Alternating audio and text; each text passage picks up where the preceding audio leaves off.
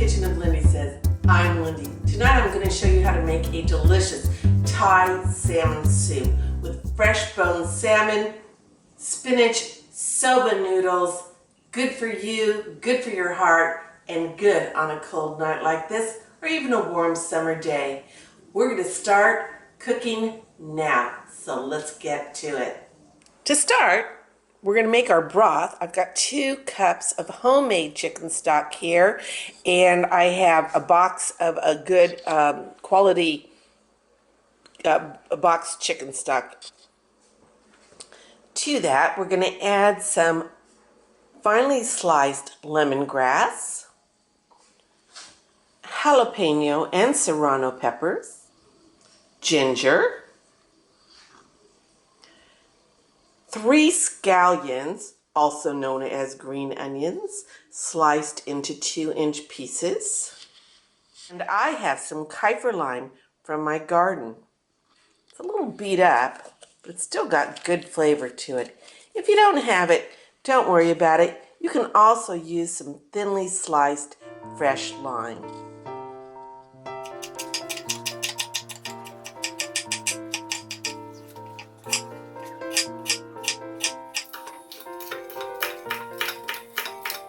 Okay, we want to start our soup in a very flavorful broth.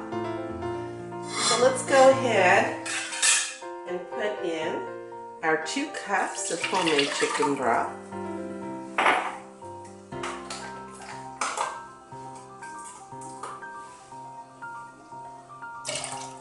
"32 ounces, 1 quart of our, you can use all homemade if you have it. I just don't happen to have it right now. I need to go to the store and get myself some more chicken to cut up.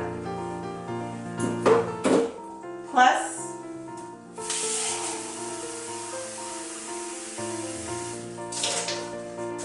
2 cups of water. I'm making this for 3 people. The recipe online is for 2. Just add a little bit extra for every person.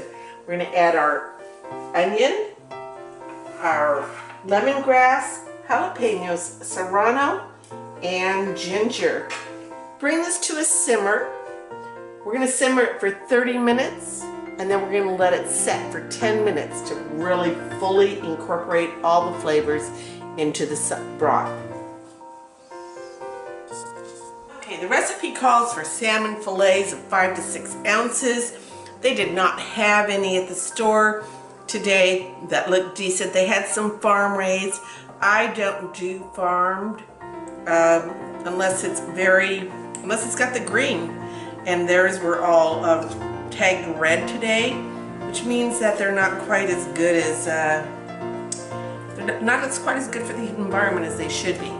So I'm going to show you how to make these salmon steaks as good as a fillet for this recipe. But if you have the fillets, just follow the recipe, but just make sure you don't get farm raised salmon. So the first thing I'm going to do is I'm going to cut the skin off of it. Just using a very sharp knife, holding it up, you're going to cut the skin out.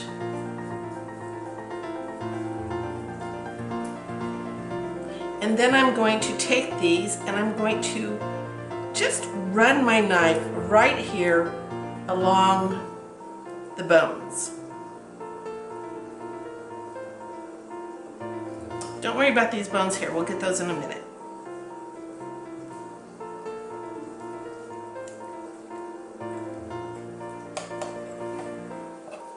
So just get that little bone out.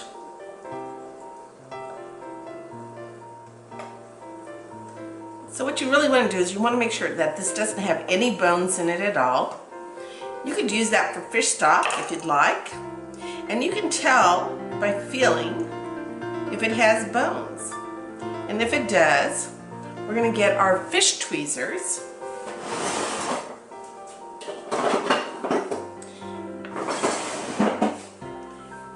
You can use a pair of needle nose pliers if you'd like, and just feel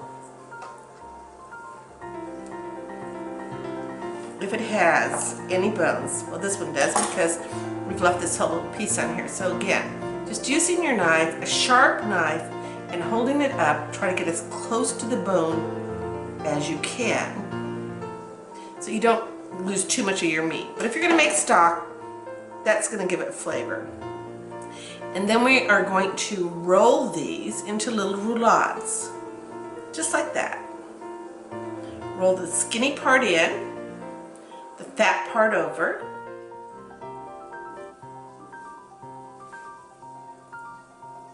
Take a piece of string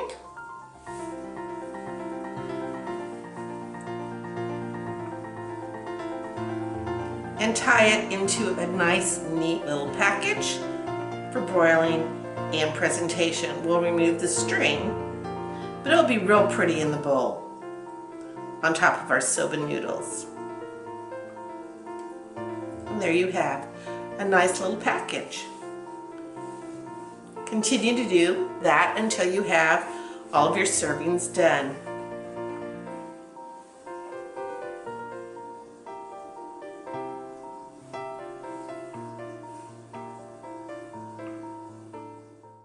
Okay, all of our salmon has been tied up.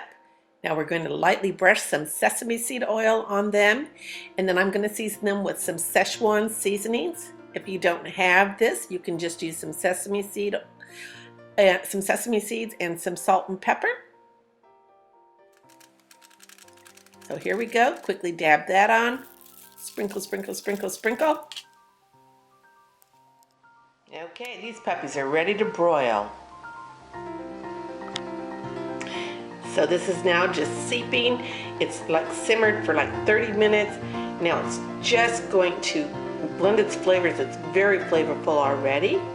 And to this, in a little bit, we are going to add some coconut milk and some Thai red curry paste. This is very hot stuff, so use it judiciously. All right, using a slotted spoon, remove the aromatics from the broth, leaving just a flavorful, clear broth.